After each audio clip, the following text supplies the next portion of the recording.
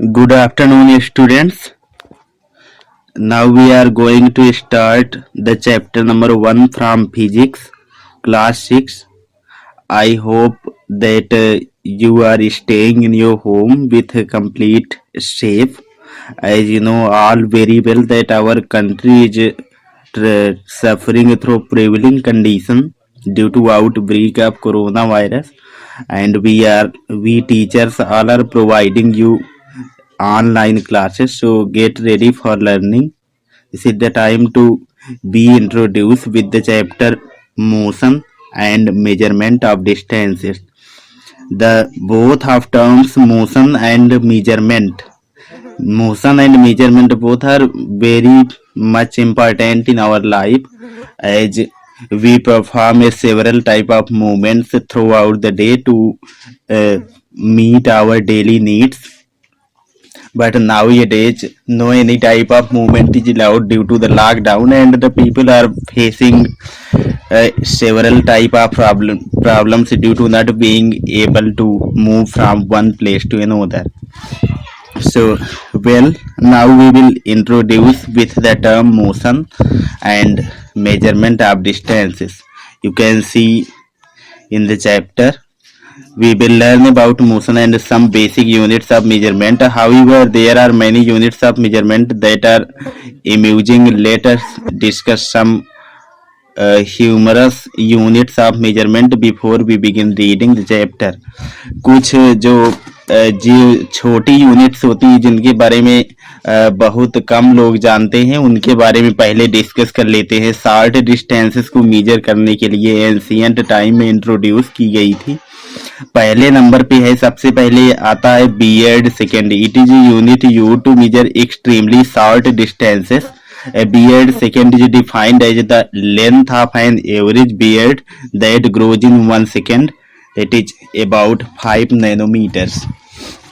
ये जो beard second unit है ये एक्सट्रीमली स्मॉल, बहुत ही छोटी सी यूनिट है, बहुत छोटी सी. बियर्ड का मतलब होता है दाढ़ी, और 1 सेकेंड में दाढ़ी जितनी बढ़ती है उतनी डिस्टेंस को 1 बियर्ड सेकेंड कहा जाता है.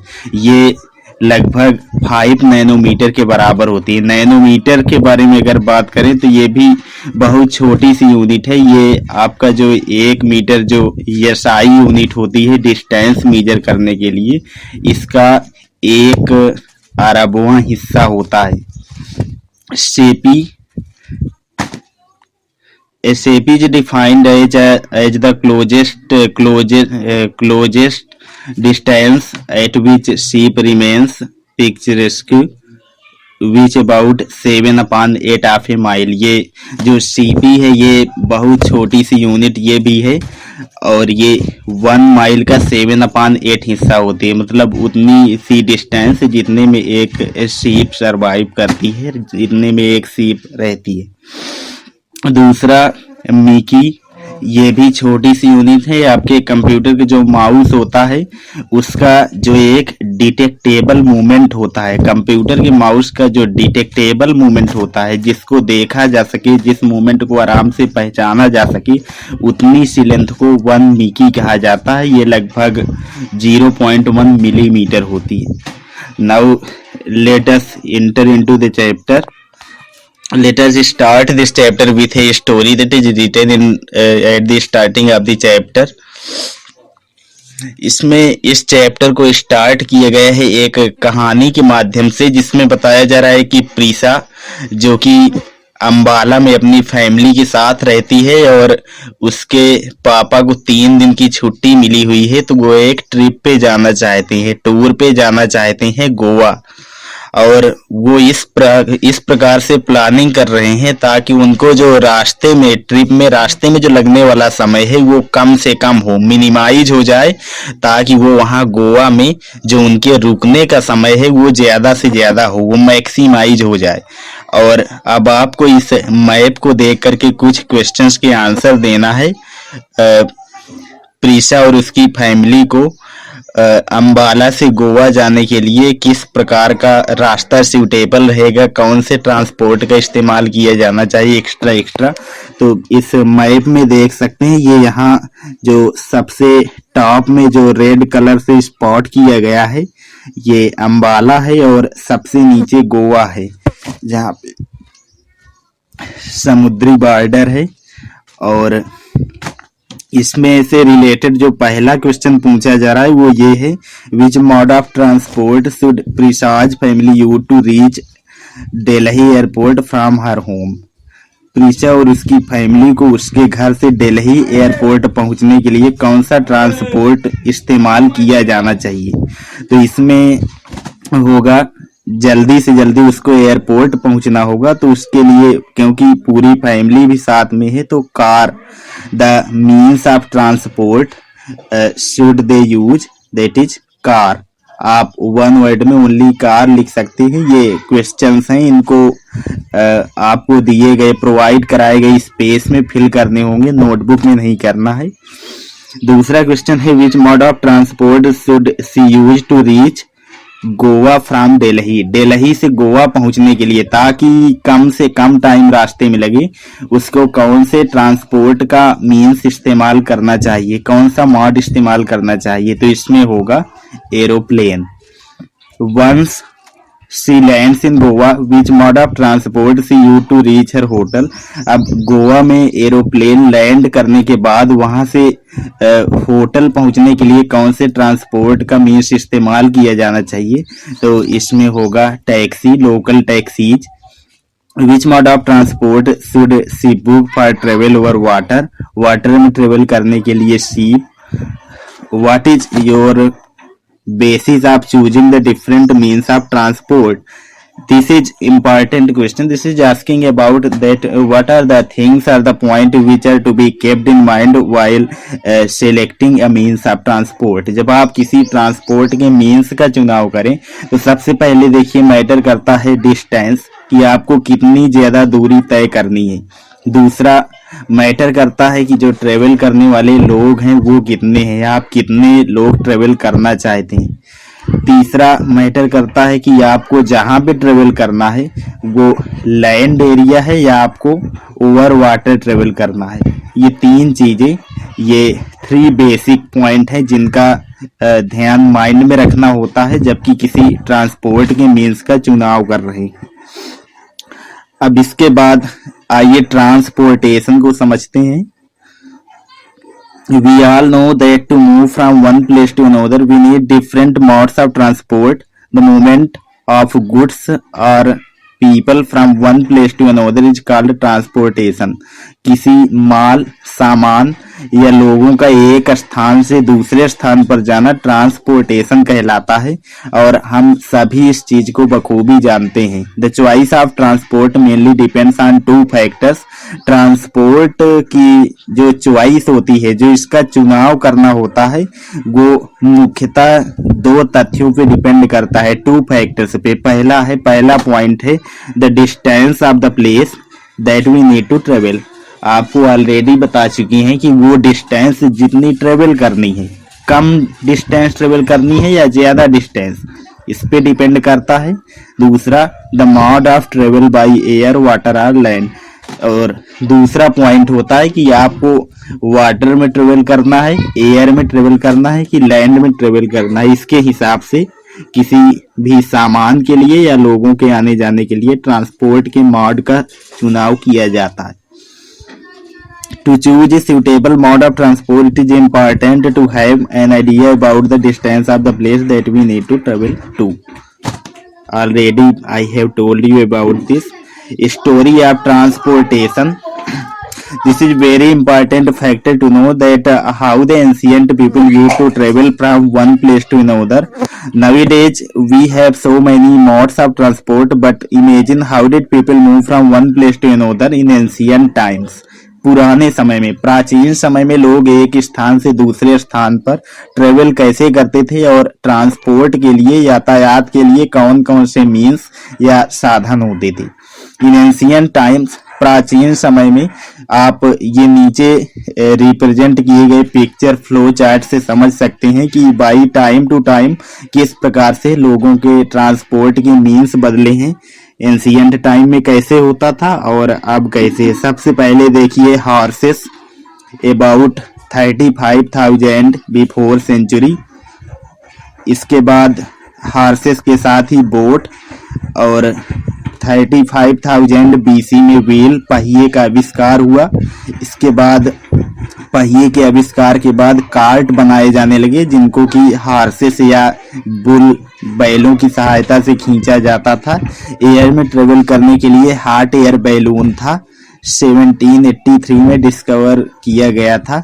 इसके बाद शिप 1781, 1790 साइकिल, इसके बाद 1801 steam car and so on. आप देख सकते हैं ये बहुत लंबी सीरीज है जिसको पिक्चर फ्लो चार्ट के माध्यम से रिप्रेजेंट किया गया। इसमें जो लिखा हुआ टेक्स्ट है इसको आप लोग समझ सकते हैं। This is very easy. The invention of the wheel brought a significant change in the modes of transport। जब से पहिए की खोज हुई है तो उसने इसमें जो ट्रांसपोर्ट की हिस्ट्री है इसको पूरी तरीके से बदल दिया है, काफी आसान बना दिया है। People started using animals to pull vehicles that moved on wheels that and thus carts and chariots came into existence। लोगों ने एनिमल्स की सहायता से वाहन बनाकर उनको एनिमल से खींचते थे और इस प्रकार से कार्ट्स और चैरियट्स रथ जो थे ये अस्तित्व में आए। The breakthrough came with the invention of the steam engine and then with the internal combustion engine। This led to the gradual development of cars, carriage, ships। इसके बाद जब से स्टीम इंजन भाप वाले इंजन की खोज हुई तो इसमें फ्यूल के इस्तेमाल से इसमें आंतरिक दहन होता था, ईंधन का दहन होता था और ईंधन के दहन की सहायता से हमें ऐसे ट्रांसपोर्ट के मीन्स मिले जो फास्टर थे, इजियर थे, काफी तेजी से ट्रेवल करते थे। Cars, carries, ships, cars, aeroplanes and rockets extra की खोज हुई जिससे कहीं भी एक स्थान से दूसरे स्थान पर पहुंचने का जो टाइम था वो काफी रिड्यूस हो गया। डिड यू नो में जान लेते हैं। दो फैक्ट हैं। जहां पे एरोप्लेन्स को पार्क करते हैं उसको हंगार कहा जाता है और जब किसी शिप में जब सभी प्रकार की फैसिलिटी उपलब्ध होती है, जो लग्जेरियस शिप्स होती हैं, उनको क्रूज कहा जाता है।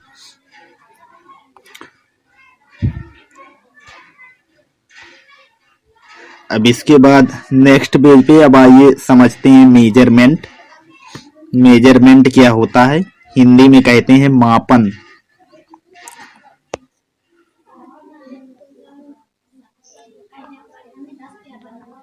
How far is your school from your home? How long do you take to reach there? आपके घर से आपका स्कूल कितना दूर है और कितना समय आपको वहां पहुंचने में लगता है।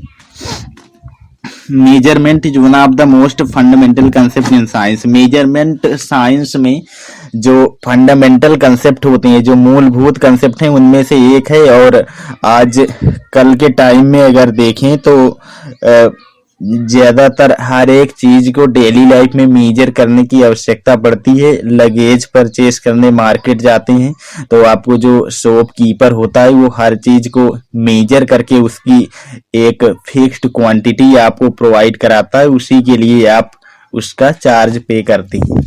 और जब कहीं पे एक्सचेंज होता है, कोई भी चीज परचेस करनी होती है तो उस केस में मेजरमेंट नितांत आवश्यक हो जाता है। Without the ability to measure it would be difficult not only for scientist but also for us. अगर मेजर करने के लिए मेजर करने की एबिलिटी ना हो या मेजर करना, मापन करना कोई न जानता हो तो ना केवल साइंटिस्ट वैज्ञानिकों के लिए बल्कि हमारे लिए भी ये बहुत कठिन हो जाता है। Not only in measurement transport in science, it is also essential in farming, engineering, construction, manufacturing. किसी भी फील्ड में, लाइफ के हर एक फील्ड में मेजरमेंट बहुत जरूरी है। Commerce and numerous other occupations में भी मेजरमेंट की जरूरत पड़ती है। In our daily life, there are enough applications of measurements. Buying vegetables, already ये आपको बता चुके हैं। आप दुकान जाते हैं तो आपको दुकानदार चाहे सब्जी हो, मिल्क हो या कोई भी सामान हो, सब मीजर करके आपको देता है। Measuring body temperature at the time of fever, fever के समय आपके बॉडी का टेम्परेचर मेजर करना। Making dresses with a definite measurement, एक सही मेजरमेंट, पूर्ण मेजरमेंट के सहायता से ड्रेसेस बनाना। Time to get up and get ready for school, आपको बिस्तर से उठने का और स्कूल के लिए तैयार होने का समय जो कि घड़ी के द्वारा मेजर किया जाता है। And covering distances while going to school और एनी अदर प्लेसेस, और जब स्कूल या किसी दूसरे स्थान पर जाना होता है तो उसके पहले ही डिस्टेंस मेजर करते हैं। हम ये सुनिश्चित करते हैं कि हमें कितनी दूर जाना है। Here mass of the vegetables, body temperature, length of the cloth, distance between places and times are several quantities that need to be measured.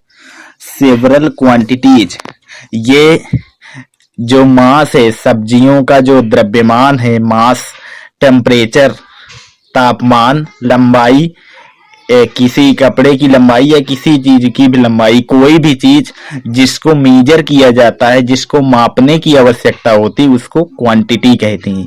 कोई भी चीज जो मापी जा सके, जिसको मेजर किया जा सके, वो क्वांटिटी कहलाती है। और हमारे संज्ञान में अब तक बहुत सारी क्वांटिटीज हैं जिनको हम मेजर करते हैं। These terms are called physical quantities, और इन सभी टर्म्स को, इन्हीं सभी टर्म्स जिनको मेजर किया जाता है, इनको फिजिकल क्वांटिटीज कहा जाता है, भौतिक राशियां कहा जाता है। The most common physical quantities are length, जो सबसे ज्यादा कॉमन है वो length, time and mass. Length, time and mass, ये सबसे मूलभूत और सबसे कॉमन भौतिक राशियां हैं। Length is measure of how long an object is, लंबाई इस चीज को बताती है कि कोई ऑब्जेक्ट, कोई वस्तु कितनी बड़ी है। Length is defined as the distance between two points, दो बिंदुओं के बीच की दूरी को डिस्टेंस या दूरी कहते हैं। Need for standard units of measurement, अब इसमें आप समझ सकते हैं टेक्स्ट को पढ़ करके कि हमारे यहाँ क्या होता था कि किसी एक फिजिकल क्वांटिटी, किसी एक भौतिक राशि को मापने के लिए हर जगह अलग अलग प्रकार के मात्रक उपलब्ध हैं जिनसे मेजर करते हैं। फॉर एग्जाम्पल, अगर डिस्टेंस के बारे में बात करें तो डिस्टेंस को मेजर करने के लिए बहुत सारी यूनिट है, जैसे millimetre, centimetre, decimetre, foot, feet, and इसके अलावा एग्रीकल्चरल फील्ड में हम मेजर करते हैं जैसे बीघा और एंड सो ऑन। इसी प्रकार और भी फिजिकल क्वांटिटीज को मेजर करने के लिए प्लेस टू प्लेस जो यूनिट्स हैं, जो मात्रक हैं, वो बदलते रहते हैं। तो जब कहीं पे इंटरनेशनल एक्सचेंज होता है, जब एक कंट्री से दूसरे कंट्री में किसी चीज को मेजर करके भेजना होता है, फॉर एग्जांपल जैसे इंग्लैंड से इंडिया में अगर मास को ट्रांसपोर्ट करना है तो उसके लिए वहां पर मास के लिए जो यूनिट है, मास द्रव्यमान को मेजर करने के लिए, वो पाउंड है, और यहाँ पे केजी में, किलोग्राम में मेजर किया जाता है। तो इससे होता ये था कि एक असुविधा होती थी। हो सकता है कि जो दूर के देश के रहने वाले लोग हैं, जो इंग्लैंड के लोग हैं, वो किलोग्राम के बारे में न जानते हो, या हमारे इंडिया के लोग उनकी यूनिट के बारे में न जानते हो, जबकि वो सेम एक ही चीज को मेजर कर रहे हैं। तो इस प्रॉब्लम को दूर करने के लिए, इंटरनेशनल ट्रेड को आगे बढ़ाने के लिए, हमें किसी एक फिजिकल क्वांटिटी को मेजर करने के लिए एक फिक्स्ड यूनिट की जरूरत थी। तो इसके लिए बाद में साइंटिस्ट ने मिल करके एक मीटिंग रखी थी, और इस मीटिंग में 7 फिजिकल क्वांटिटीज, 7 भौतिक राशियां और उनके मात्रकों को, उनकी यूनिट्स को फंडामेंटल यूनिट्स डिक्लेयर किया गया था। ये 7 यूनिट्स कौन कौन सी, ये हम आपको बाद में किसी वीडियो या क्लास के माध्यम से बता देंगे। उनमें से तीन जो इसी में है, आपने ऊपर पढ़ा था मास, 3-4 जो इसमें है, मास, टेम्परेचर, लेंथ, टाइम, ये चारों शामिल थे। मास की जो एसआई यूनिट रखी गई, उसमें जो यूनिट प्रेस्क्राइब्ड की गई थी उस मीटिंग में, इंटरनेशनल यूनिट सिस्टम की मीटिंग में जो क्वांटिटीज प्रेस्क्राइब्ड की गई थी उनको SI unit, standard units, standard international units माना गया था। उसमें मास की यूनिट किलोग्राम, टेम्परेचर की यूनिट केल्विन, लेंथ की यूनिट मीटर एंड टाइम की यूनिट को सेकेंड रखा गया था। अब आइए बात कर लेते हैं यूनिट की। आप इसमें स्टैंडर्ड यूनिट की आवश्यकता क्यों पड़ी, टेक्स्ट में समझ सकते हैं। देखिए, हैंड स्पैन, एक बित्ता जिसको बोलते हैं क्यूबिट, आप फिगर में देख सकते हैं कैसे मेजर करते हैं। फुट स्पैन, जितने में आपका पूरा एक पैर आता है। ये सब डिस्टेंस मेजर करने के लिए सेवरल यूनिट थी, जिसकी वजह से असुविधा हो रही थी। यूनिट में measurement is the comparison of an unknown quantity with a fixed quantity.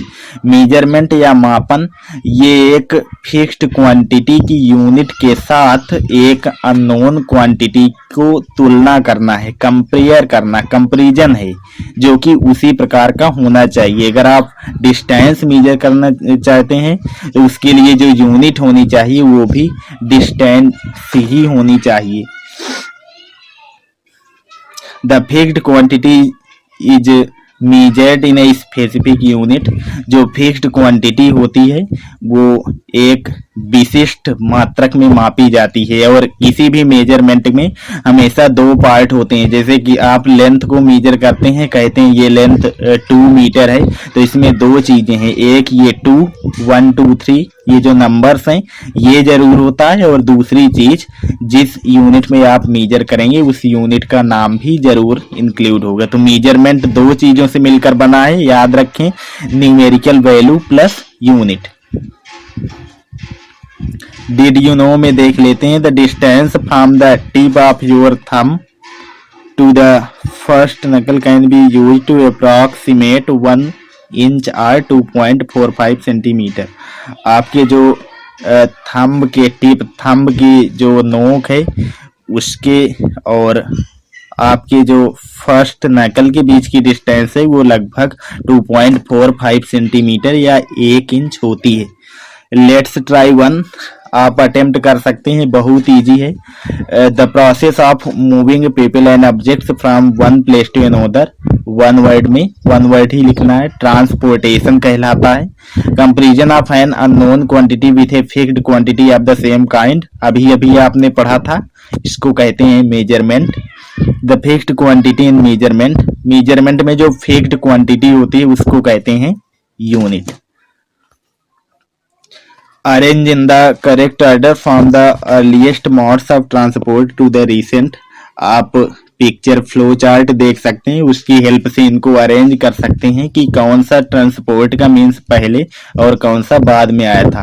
Answer the following question in 1 to 2 sentences in your notebook. अगर आपको समझ में आए तो अपने से कर लीजिए, अदरवाइज लेटर हम आपको इसका आंसर प्रोवाइड करवा देंगे।